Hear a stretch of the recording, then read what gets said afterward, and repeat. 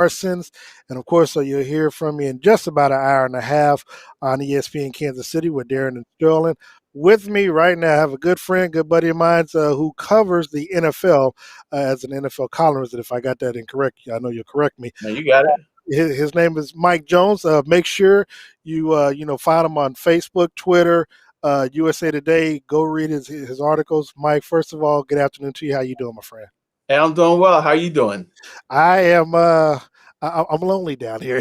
It's I know. I down on see that. Radio Row, and it's very quiet down here. So, lot to be desired. Obviously, we know the situation, of course, with COVID being what it is. Because generally, you would, if I'm correct, generally you would already be down here covering the Super Bowl, obviously throughout the week. Well, I know you would be because we'd be having Right. pressers and stuff throughout the week. So, what's it like? What's it like for you at the moment?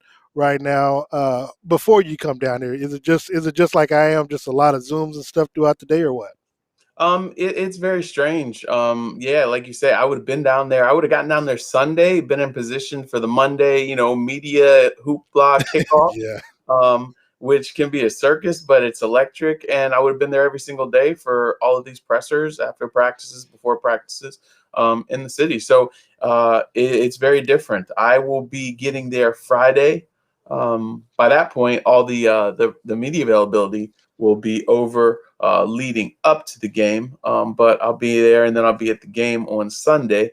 It's just so yeah, I'm on Zoom, camped out for hours at all these pressers, and then writing off of that. Before we dive into things as it relates to the football game and everything, would you please let people know how they can reach you via social media stuff, and then also talk about your starting and how you got to USA Today. Okay, you can follow me on Twitter and Instagram at by Mike Jones. You can find my podcast, Football Jones Podcast. That's on iTunes or Spotify. And then usatoday.com. If you follow me on Twitter, all the links to everything I write are in the podcast. I tweet those out. So you can get that there. So how I got to USA Today, I covered the Washington football team for 8 years for the Washington Post.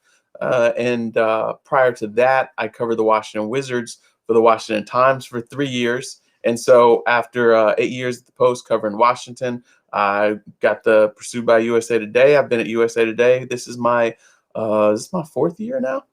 I think time flies, man. So time flies when you're having fun. So I'm curious. So we're looking at this matchup. Obviously, now I'm not one to brag. I picked this. I predicted this back in April of last year once Tom Brady signed with the Tampa Bay Bucks. But what's your outlook seeing how Kansas City first beat Tampa Bay 27-24? I believe it was in Week 13 of the season to where we are right now. How do you see both teams improving since that last time that they met, where the Chiefs won by 3?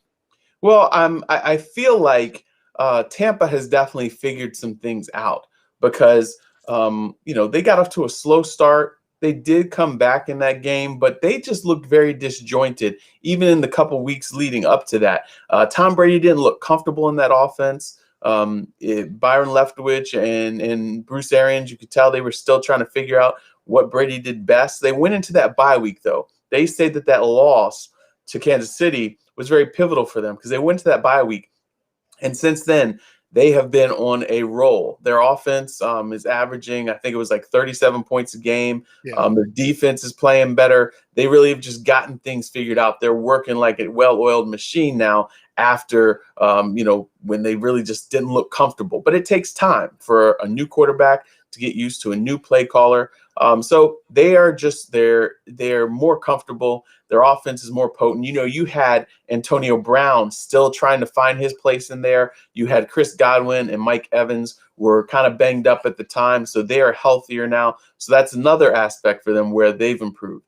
As far as the Chiefs go, I never was really worried about them. We would see them, I know they go into kind of these lulls, but I always felt like they were kind of just playing with their food.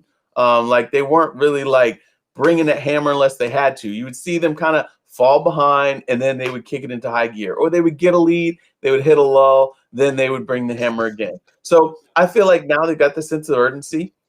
Obviously, they've had some nicks and some bruises here and there. They'll be without their two tackles, so it's going to be interesting. I think this game is going to be great quarterback play, but I really think it's going to come down to their defenses, both teams. How much do you think, if any, home field will have in this ball game? Obviously, Kansas City. It didn't really matter to them last time because they, how they did. Speaking with Brian Billick and Derek Carr, I'm sorry, Derek Carr's brother earlier, Mhm. just about an hour or so ago. I asked him the question about what they see that the teams may have learned from each other differently.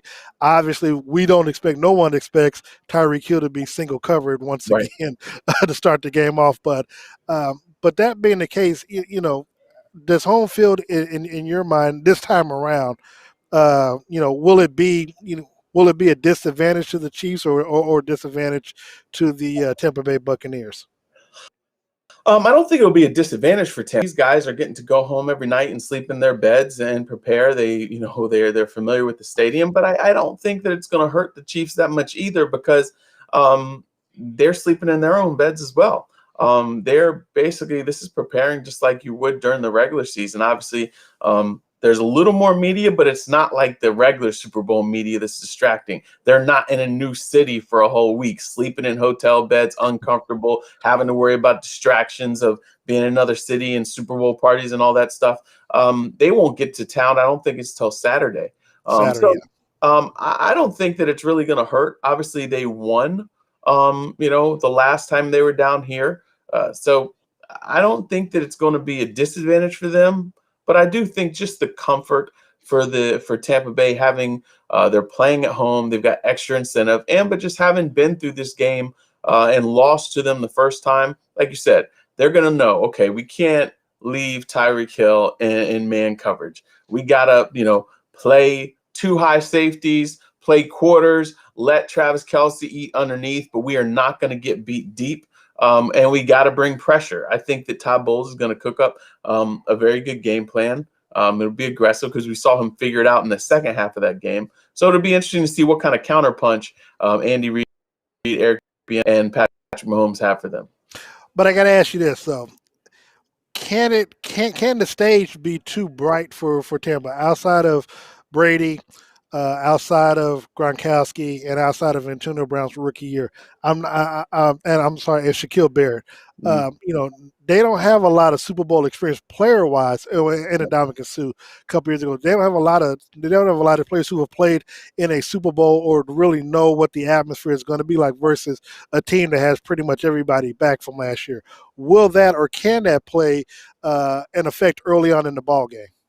I think there will be some jitters for them, but at the same time, I think they've got good leaders in there. You name some guys who have been in big games that will talk to these young guys and get them settled down. I think that it helps that there hasn't been the usual week of Super Bowl hoopla, so that'll allow them to focus a little bit more. But again, everybody knows what this game is going to be. They're going to be tense, just like the Chiefs are going to be tense. If anything, the Chiefs might be even more tense because okay, can you do it a second time? The Bucks know that everybody, they're the underdogs in this, even though they're playing at home. They probably going into this like, oh, we got nothing to lose anyway. So I imagine that they're going to be pretty loose, and that their youthful energy is going to help them. How much does having Steve Spagnuolo on this team for Kansas City in their defense? I've been of the big proponent that they brought in Steve Spagnuolo for three purposes last year: beat New England, win the AFC Championship game, win the Super Bowl.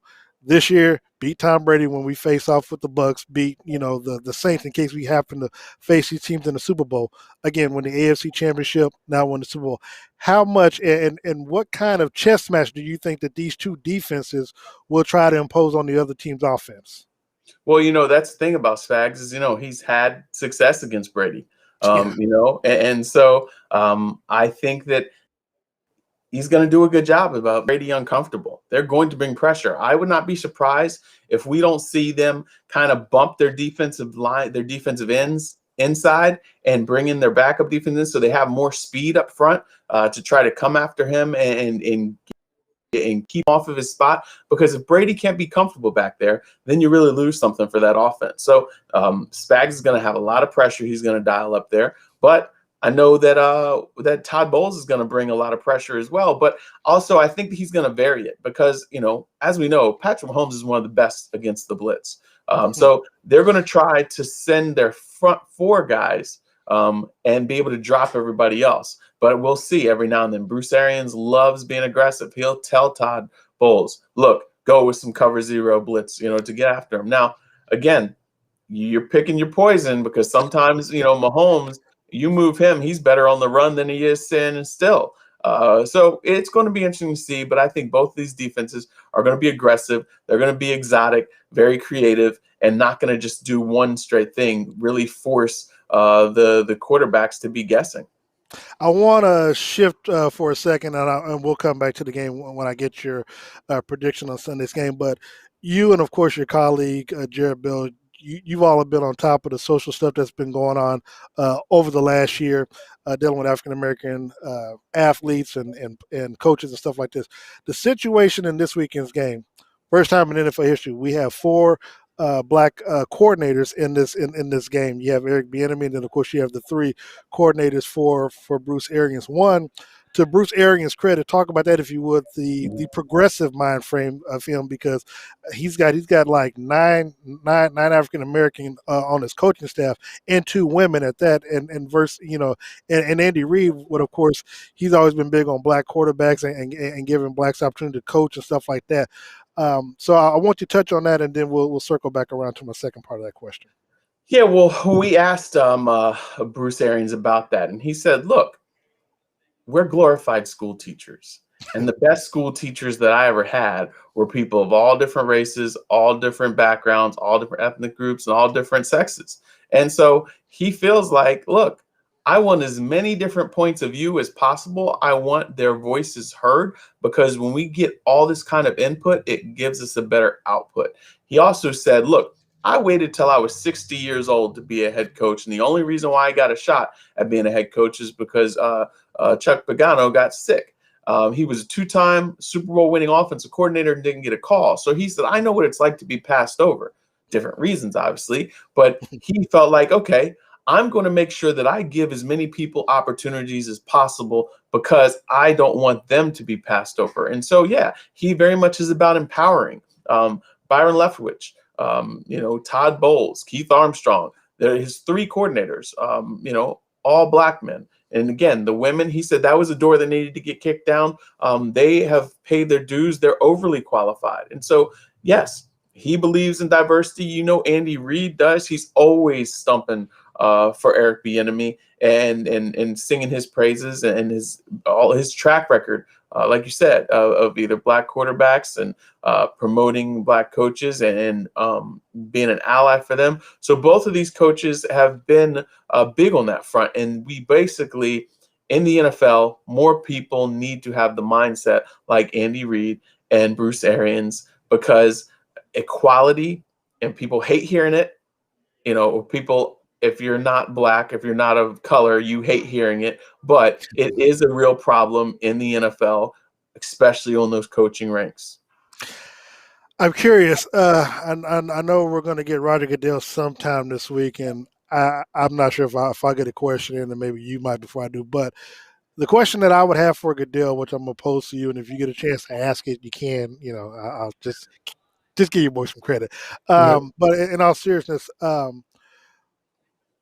what do you think it's going to take? Like, if you're Andy Reid, how can you convince, if there's anything, obviously you can't tell an owner who spends $1, $2, $3 billion who he's going to hire, no matter how great the incentive seems to be. But what can you do, or what can the NFL do that would give coaches like Bieniemy and Bowles and some of the other coaches that are on Arians staff a greater chance of getting a head coaching job? I mean, look, not trying to call anyone out, but we saw Adam Gase when he was first introduced to the Jets. We saw the coach for the Detroit Lions when he was introduced talking about biting people off at the knees. I mean, we don't get those opportunities to even to look like that or to sound like that in an interview process, and the fact that he probably only had an interview for that job once and got the job, and Eric Bieniemy's on interview number 12 or 13 or whatever, and still can't seem to get a job.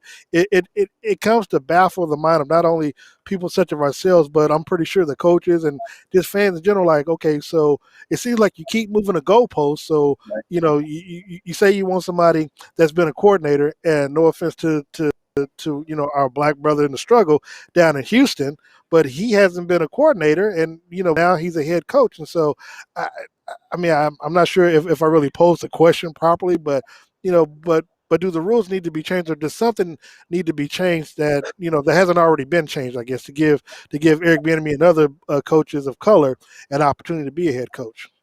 Yeah, I don't know what more they can do because, okay, they have the Rooney Rule. They've expanded the Rooney Rule. So now you have to make sure you interview outside of your organization. You can't just call the Negro down the hall and say, oh, good, we checked off this box.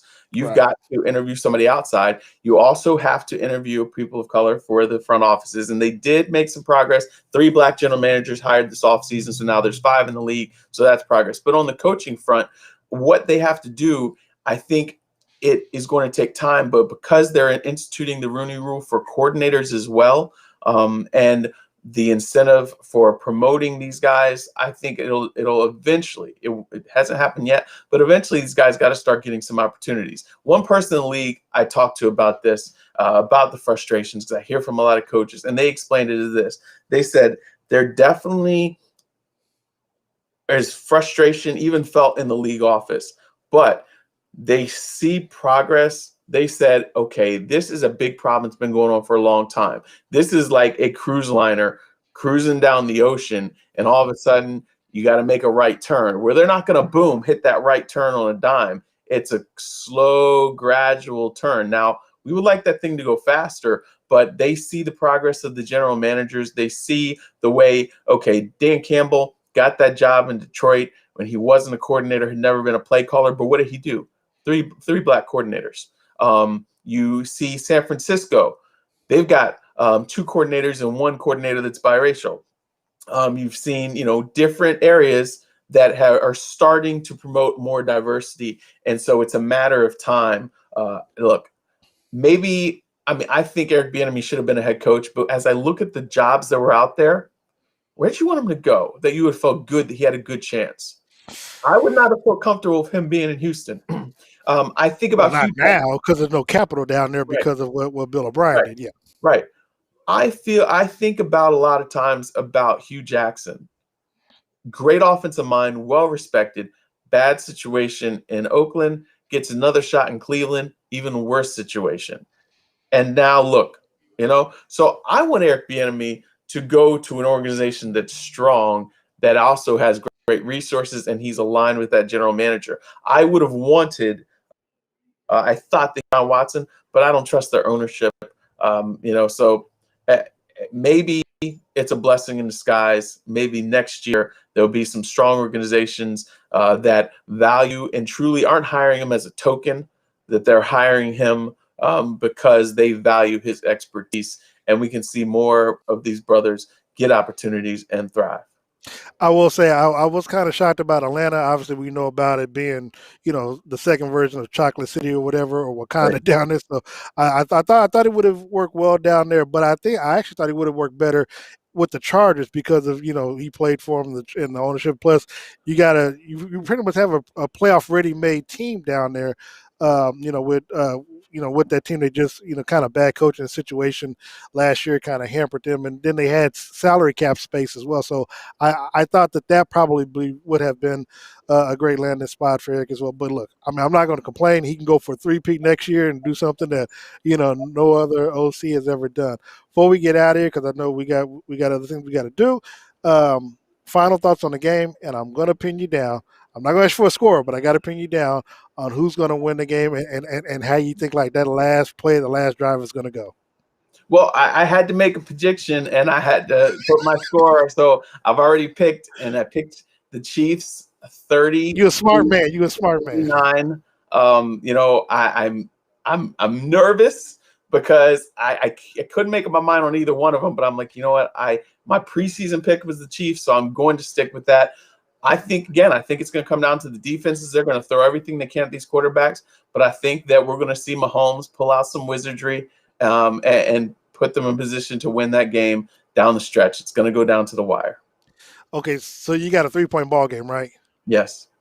Man, see, that's a push. See, and I was doing a call and somebody was asking me the score, and I'm like, I can't give a score just yet because I plan on putting money on the game. And so, the biggest thing for me is, the Chiefs, besides last week, haven't covered in damn near 2 months. So I don't want to, lose money on the Chiefs not covering. Well, it's If I three and bet a the half, money on it. right? No, it's three. Oh, It's it three. changed. Okay, gotcha. Yeah, See, when I it's had to three. turn in my picks last week, it was 3.5. So okay, now it's three. So I'm pushing, huh? Well, see, you might have forgot Jared Bell put down that $2.3 million wager on the Bucks, and they kind of shifted a lot a Yeah, little yeah, bit. yeah, exactly. So look, Mike, really appreciate your time. Hopefully, I get a chance to see you when you get down here Yeah. this weekend. And thank you very much for your time again. Make sure that you follow Mike Jones. Let them know once again where they can find you and follow you and read your work, please. All right. Again, it's Twitter at by Mike Jones. Instagram is at by Mike Jones. Football Jones podcast on Spotify and iTunes. And we talk about the Chiefs this week as well. So you can get it all there. All right, Mike, appreciate your time. Ladies and gentlemen, I'll be back in a half hour with the legendary Hall of Famer, Barry Sanders. Keep it locked into the ship. We'll be back after